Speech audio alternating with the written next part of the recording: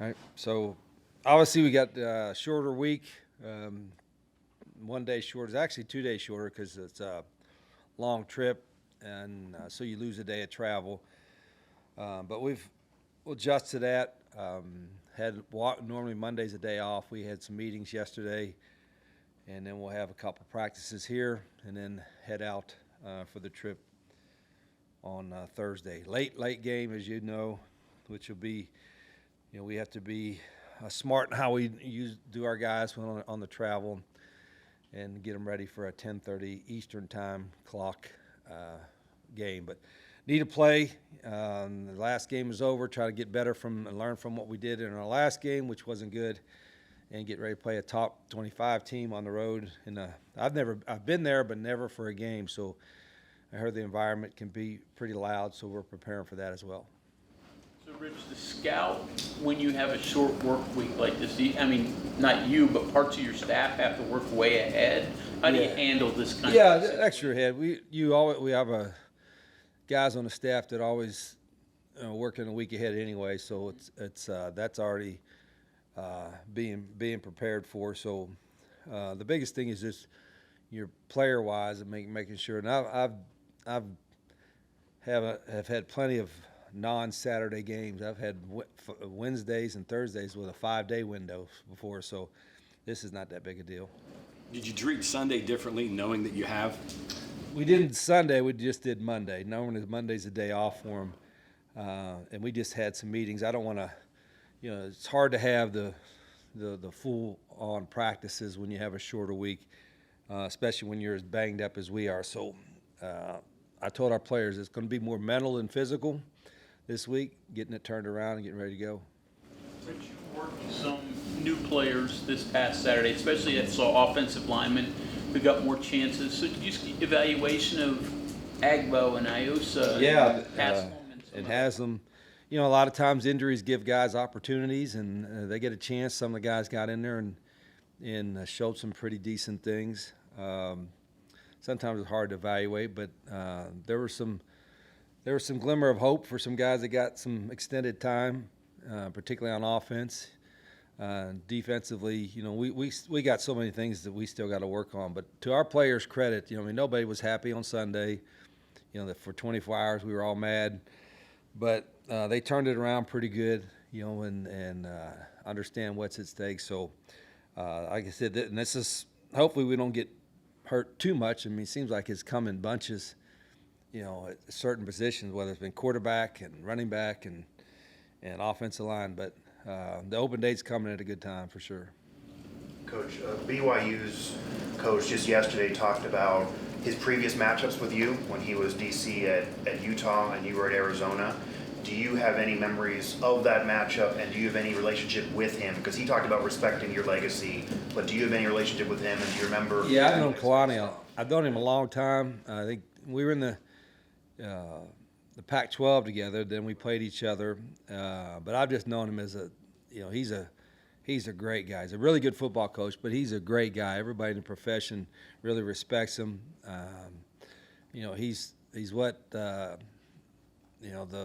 coaching profession can really look to as far as a role model for a lot of younger coaches. So, and he's done a great job there. I think they've invested in their program. They've got a passionate fan base like we do, and he's done a really good job. They've been, I think, the last couple of years they've been really good.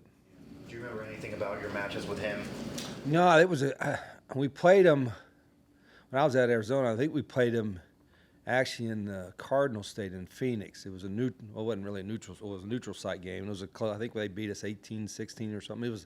It was a close game, and I think it was our opener in that one. I think that's maybe the only time I've played them. But I was back when I was way back in another life, I guess. And when I was at Tulane, we played BYU in the Liberty Bowl, and I was. This is after Tommy had left, and so I was kind of the interim coach for the bowl game, and we played them. And then after the game, Norm Chow, who's a friend of mine, was their offense coordinator, and Lavelle Edwards was their head coach. They invited me to come out and talk some ball with them.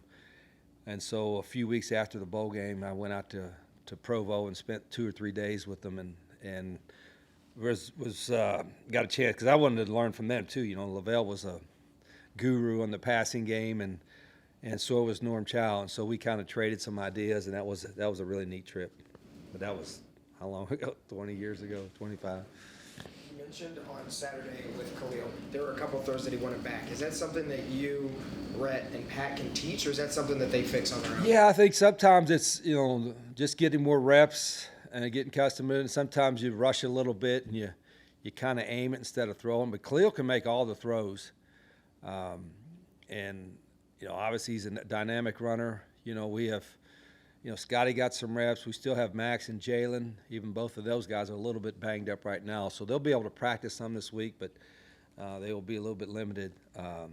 But, you know, we're looking and searching for everything we can to help us. And Khalil has got some, you know, big explosive type of ability. So I think his upside and his futures looks really good. Rich, do you feel better about the health of your running back room? Yeah, a little bit. You know, still don't know as much about Ty Edwards until the next 2 days. Sincere Bowers should be back. We'll find out more with today's practice.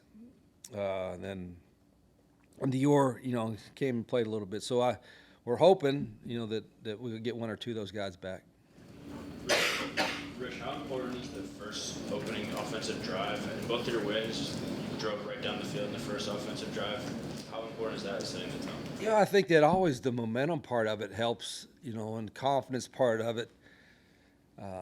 But we, you know, when we're getting first downs, that's, you know, consistently, obviously you got a chance to control the tempo a little bit. And that's been, in the last game, we couldn't do that, and then we couldn't stop them. So it was a combination of both. But, you know, it's not like we're not trying, but we've got to do a better job coming out of the gates, I think, to your question. Does it change, like, on the road?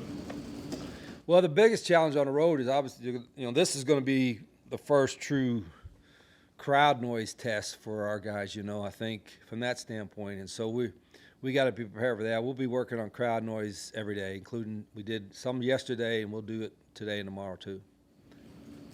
Rich, just not to put words in your mouth, but it sounds like you start the week more likely to focus on Khalil and Scotty than Jalen and Max. Well, Jalen and Max are a limited. We wouldn't do anything yet anyway. Sunday was kind of a walkthrough. But they're going to be limited. So I'll tell more after today's practice. We think both of them should be able to go, but to what extent, I'll know better after a day or two. And then you played altitude before. Is it anything? Do you have to tell your guys? Does it matter? Does it slow your tempo? Anything like that? No, I've never even thought. I mean, in fact, the first time I've thought about that for this one is you just now bringing it up. So I've never really thought there's much difference. I've played out there and played in Colorado, played in Utah many times. I didn't sense anything from our players. Jumps out at you defensively with BYU. What's that? Defensively with BYU, what do you see from them? What are their Yeah, they're really athletic. I mean, you know, they've got some big, strong guys up front, but they're as athletic at linebacker as I've seen all year with anybody. So I've been really impressed with them. Play really hard. You know, they're coached well. They understand their system, but they have some length and they do some different stuff defensively. So, you know, it's as good a group of linebacker and athletic DN types as we've seen. You expressed some disappointment in special teams after the game the other day. Yeah. What's going to have to be done to kind of rectify some of those issues? Yeah, we're you know, you always look at personnel. Do we need to change a guy or two? And then sometimes it's just our guys might be trying to overthink or do too much. You know, we can kick off better because we've seen it, and sometimes they kind of get in a little bit of a funk. We just got to, you know, give them the confidence that, hey, they can do it. You know, we didn't have a lot of obviously any opportunities to block a punt or anything like that, but you know, it was just we're not doing anything dynamic, and sometimes you try to force that too much, but at the same time we put enough time in there and we got good enough players that we can maybe make a difference in the game. That's what's going to be key, is not give up a big one, but maybe also create some kind of big play on special teams. Thinking of things that have not crossed your mind, and I know tempo is part of your DNA, but as many guys as you've had out and as much trouble as you've had offensively, do you ever think maybe we shouldn't be running so many plays and, where things can go wrong? Yeah, of course. I try to evaluate. Okay, do we just, if our defense is playing well, give them less possessions, milk the clock a little bit. But that wasn't going to happen in the last game because we weren't playing well on defense. So, we're seems like we're always better when we are pushing the tempo a little bit. I don't know if we're big and strong enough to kind of take our time and then slowly call the play, and then here we are, or here you are, and go. I think we're probably at the point where tempo is even more important at times for us to try to not catch them off guard, so to speak, but not let them get dug in and knock us off the ball, so to speak, because we're not as big up front as we need to be, and teams we're playing are pretty big and physical up front. So, we're looking at all that kind of stuff, but our guys are used to practicing and playing at a up tempo, and we just got to execute better. I've done this for years, and then looking back, our most successful times was not always going fast, but always having the ability to control the tempo. But you got to get first downs to do that, and that's where we're messing up. You talked on your radio show a little bit last night about Dior Hubbard and just like telling him he needed to earn the opportunity and make the most of it. Is there something for you as a coach when a lot of these players are injured or ineligible at first and they don't start camp and they're not practicing the first couple weeks? Do they have to come back and practice and just like get in shape and relearn the system a little bit before you will say, okay, I trust to give you reps in a game? Yeah, and it's not so much like we're trying to punish them if they're injured or out. It's just they're still learning what to do, and how to do it, and that's part of it. I mean, everybody's a freshman in the system right now, other than one or two guys, but it takes reps.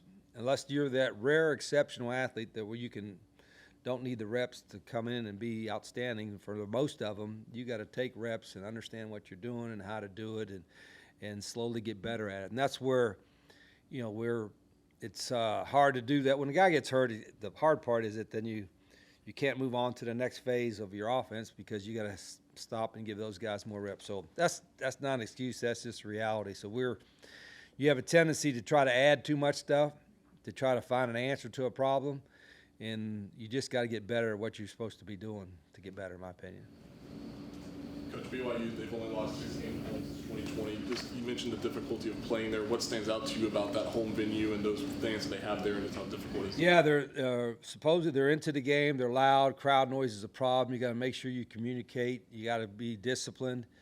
You're not going to be able to hear coaches yell at adjustment or something out there. You got to make sure you're well prepared for anything that's going to happen to you, and then you got to tune it out as well. You got to hope maybe use it as a motivator. Like, the louder you're making them be, maybe the better off you're playing. So that kind of thing. Coach, your defense had been a strong suit this past game, not their best day. How do you feel about the defense right now? You mentioned Zach's going to get it fixed? Yeah, I think. How do you feel about it now on Tuesday? Yeah, I think it's the same players. We got good players. Probably need to dial back some of the stuff we're doing because that's what we do. Is sometimes as coaches we try to find an answer to everything, and it just doesn't work. And guys are for whatever reason not being as disciplined with their eyes or their assignment. So we've got to figure it out in a hurry. Zach and the defensive staff work really hard, and they'll have a good plan. But again, there's they're all kind of new. So adjustments that we make. Again, I wish everybody wish you had an open date earlier to kind of try to fix some of the problems, but it happened. We played 6 in a row, so we've got a short week, but we got enough time to get ready. Rich, it's not quite like a Lavelle Edwards, Norm Chow offense they're running. They're still scoring and moving the ball. What do you see from the running backs and how they're taking care of their quarterback? Yeah, their quarterback's a young guy, very athletic, tough guy. Is really, really composed. Been really impressed with him. The running back is, I think, one of the better ones, and big physical guy, one of the better ones in our league. And it starts up front. I mean, they got some grown men up there, literally, on their fronts, and some explosive wideouts. So they've done a really good job, and they'll keep you off balance. They'll do a lot of quarterback run stuff as well.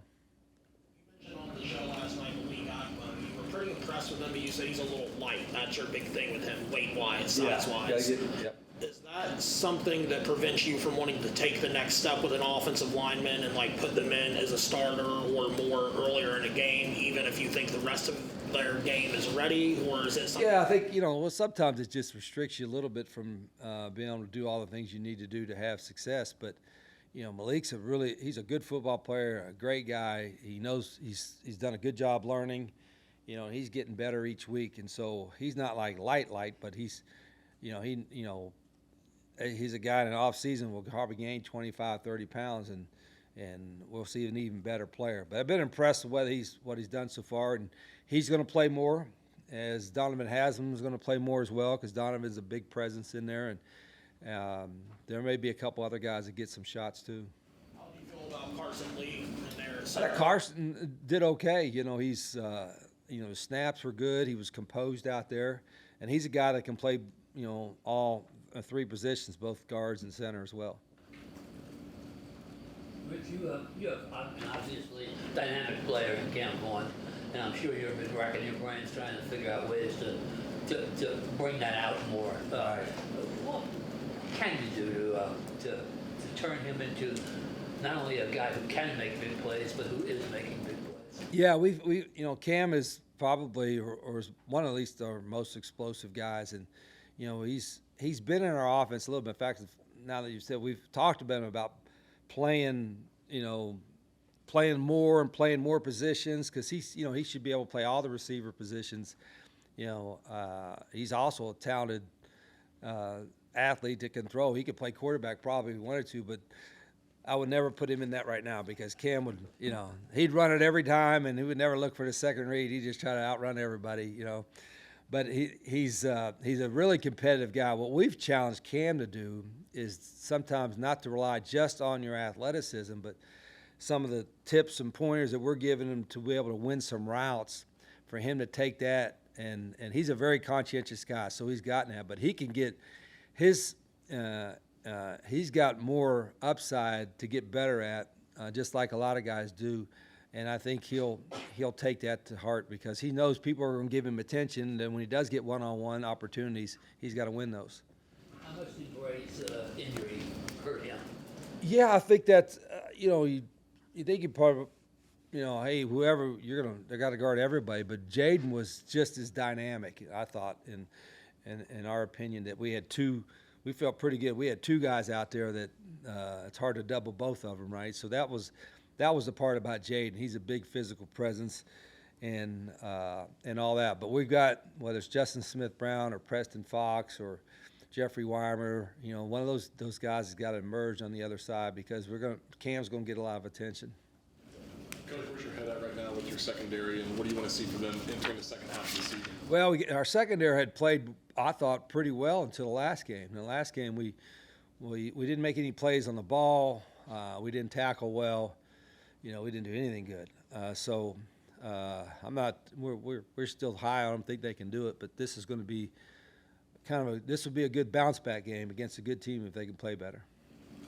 In terms of the Cam Vaughn trying to unlock him, kind of to those questions, is there also a need to try to find somebody else that can kind of fill the Jaden Bray role, and that would in turn almost inadvertently unlock Cam Vaughn? Oh, absolutely, yeah. And I know Coach Garrett, receiver coach, has challenged some guys a little bit as we are, say, hey, listen, you're going to get some opportunities, to make a play. But sometimes when you just say, well, you go make a play, that's not really fair to that guy, because you got to help them make a play. As coaches, you got to create a play call or a route or something that helps him win, and rather than just say, it's like funny, it's like you throw a ball to somebody and he drops it, everybody says, catch the ball. Well, that's the obvious, catch the ball. I mean, tell him why he dropped the ball. Was his thumbs in the wrong position? Was his eyes not focused? Whatever the case may be. So coaching is not just like, hey, go make a play. That's not coaching. Designing a play or designing a way for him to make a play is where coaches should be able to help. What is the ideal size and physicality level for you with the offensive line? You've talked a lot about physicality, and I heard you talk about wanting bigger guys last night. Yeah, the game's gotten bigger and bigger. So if you're under 300 pounds, you're too light to play a tackle. You know, with those big defensive ends or those 320-pound nose guards. So I mean, I'm not as big on the arm length or what have you, but you know, you still big people that know what they're doing beat up on smaller people that know what they're doing, and so we need to get bigger people and get some size, whether there's 6'5", 6'6" offense. Guards can be a little smaller, centers can be a little shorter. And then if you are smaller, you got to be athletic and tough and all that kind of stuff. So it's not just size, but when I look out there and like, gosh, look a little small, then we better be really fast. And so we got to fix that. Okay, thank you very much. Okay.